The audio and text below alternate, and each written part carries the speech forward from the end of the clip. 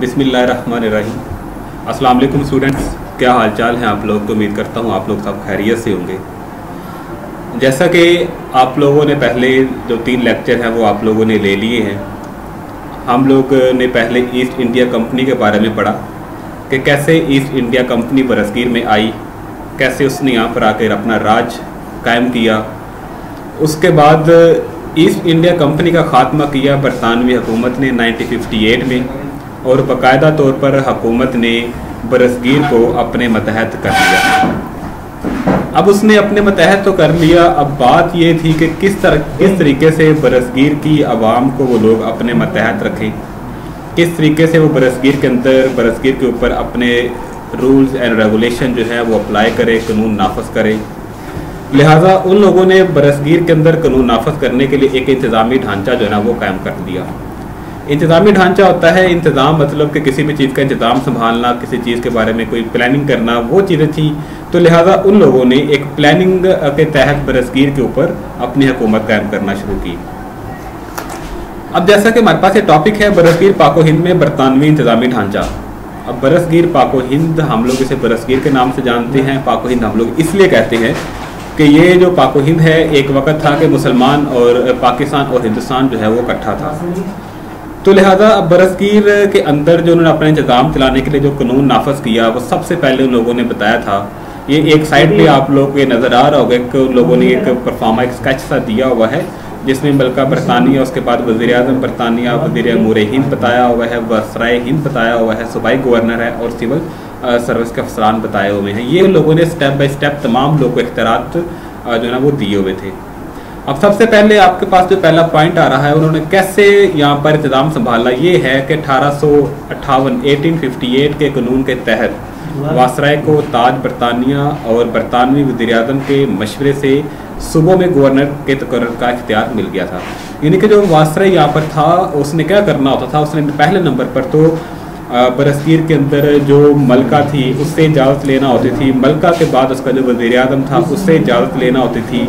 उसके बाद उसने बरसगीर के अंदर जो है ना वो हर सूबे का एक गवर्नर मुकर्रर किया। गवर्नर किस लिए मुकर्रर किया? सिर्फ इस वजह से कि जो गवर्नर है वो वायसराय को अपने तमाम जो है ना वो सवालात का जवाब दे होगा, और हर चीज़ जो भी अपने सूबे में करेगा वो वायसराय से पूछ के करेगा।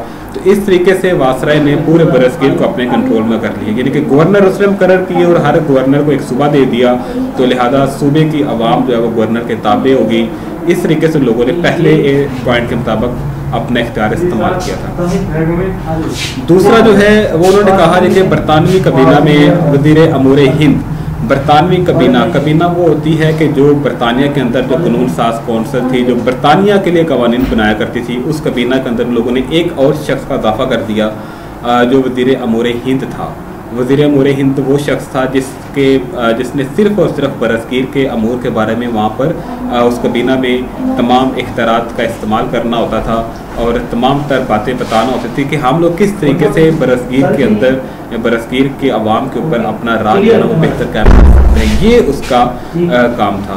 और जो वज़ीर अमूर हिंद होता था वो बरतानवी पार्लियामेंट का मेंबर होता था, यानी कि वो बरसगीर में नहीं होता था, वो बरतानिया के अंदर ही जो उसकी पार्लियामेंट है वहाँ पर ही बैठा करता था। लेकिन वहाँ से बैठकर वो अपने तमाम तर जो ऑर्डर हुआ करते थे वो वायसराय को दिया करता था, और जो वायसराय होता था वो बरसगीर में आके यहाँ पर बैठा करता था, वो यहाँ पर फिजिकली यहाँ पर हुआ करता था। उसके बाद उन्होंने कहा कि जो वज़ीर अमूर हिंद है उसकी मदद के लिए सिविल सर्विस के अफसरान और कुछ दूसरे जो स्टाफ थे वो उसको दे दिए थे। जो सिविल सर्विस के अफसरान थे वो लोगों ने दे दिए। जैसे कि आजकल हम लोग देखते हैं CSP ऑफिसर, जैसे हम पाकिस्तान में कहते हैं CSS ऑफिसर्स, तो ये असल में जो CSS का एग्ज़ाम है ये भी हम लोगों ने ब्रिटिश से लिया हुआ है। तो वज़ीर अमूर हिंद के लिए जो सिविल सर्विस के जो लोग थे वो रखे जाते थे, क्योंकि जो वज़ीर अमूर हिंद होता था वो सियासी बंदा होता था और जो सिविल सर्वेंट थे ये गवर्नमेंट के जो है ना वो मुलाज़िम हुआ करते थे। इस तरीके से उन लोगों ने वज़ीर अमूर हिंद को बहुत बेहतरीन किस्म के आइडियाज़ जो थे वो ख्यालात दिया करते थे। उसके बाद आता है कि ये जो बरसगीर में बरतानवी हुकूमत की पॉलिसियों पर अमल दरामद के लिए 15 अरकान पर मुश्तमिल एक कौंसिल ऑफ इंडिया बनेगी। जो 15 अरकान पर मुश्तमिल कौंसिल ऑफ इंडिया थी, ये हिंदुस्तान के अंदर बनाई गई थी, ये वहाँ पर नहीं थी। और इस कौंसिल की अजलास की जो सदारत था वो वज़ीर अमूर हिंद किया करता था। तो वज़ीर अमूर हिंद यहाँ पर जो खुद भी आया करता था, तो ये यहाँ पर आकर उसकी सदारत भी किया करता था। अब आप लोग देखें कि ये जो लोगों ने साथ में एक स्केच बनाया हुआ है, मलका विक्टोरिया है, मलका बरतानिया है, वज़ीर आज़म बरतानिया है, वज़ीर अमूर हिंद है, वासराय हिंद है, सूबाई गवर्नर है और सिविल सर्विस के जो अफसरान है, ये उन लोगों ने एक स्केच बनाया हुआ है। तो उन लोगों ने बड़े सीक्वेंस से, बड़े एक तरीके से बरसगीर को अपने कंट्रोल में किया हुआ था। तो मलका बरतानिया सिर्फ एक शख्स से अपने तमाम तर जो है ना वो सवालात करती थी। उसने वज़ीर आज़म से पूछना होता था कि वो बरसगीर की सूरत हाल के बारे में बताए उसे। उसके बाद जो वज़ीर आज़म था उसने डायरेक्ट यहाँ पर नहीं आना होता था, उसने वो जो सवाल थे, वो जो चीज़ें थी, वो बातें जो मलका ने पूछी, उसने वो तमाम तर जो चीज़ें थी, वो तो तमाम तर बातें थी, वो तमाम तर जो सवालात थे, वो वज़ीर अमूर हिंद के ऊपर उसने डाल दिया करते थे। कि वज़ीर अमूर हिंद जो है, जिसका मकसद ही सिर्फ ये है कि वो बरसगीर के अमूर कामकाज के बारे में बताना होता था उसने। तो वज़ीर आज़म ने क्या करना होता, वज़ीर अमूर हिंद से बातचीत करना होता कि आप हमें इस बरसगीर के बारे में बताएं कि कैसे हालात चल रहे हैं, क्या हालात चल रहे हैं।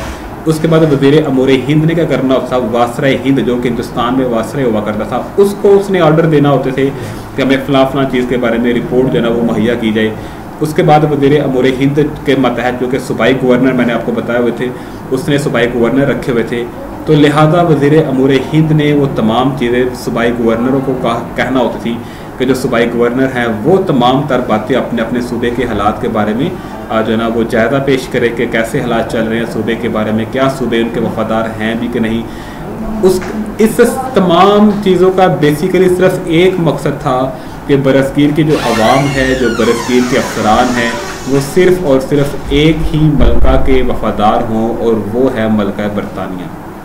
तो बरसगीर के अवाम के अंदर जो बगावत है उसके असरात को ख़त्म किया जाए और दोबारा से इसके जो अंदर बगावत के असरात अगर कभी ये उजागर हों तो उसको वहीं पर दबा दिया जाए। इसलिए उन लोगों ने इस तरीके का सारा जो है ना वो इंतज़ाम किया हुआ था। तो बेसिकली ये एक हमारे पास आज का टॉपिक था कि ये बरसगीर पाको हिंद में बरतानिया का जो इंतज़ामी ढांचा था, ये एक बहुत ही मुख्तसर सा टॉपिक है और बहुत आसान सा टॉपिक है, बहुत ज़्यादा मुश्किल नहीं है। आप लोगों इसको याद कीजिएगा और होमवर्क जैसा कि एक पेज आपने करना है वो आप लोग अपने रूटीन के मुताबिक एक पेज अपना होमवर्क कीजिएगा लास्ट में।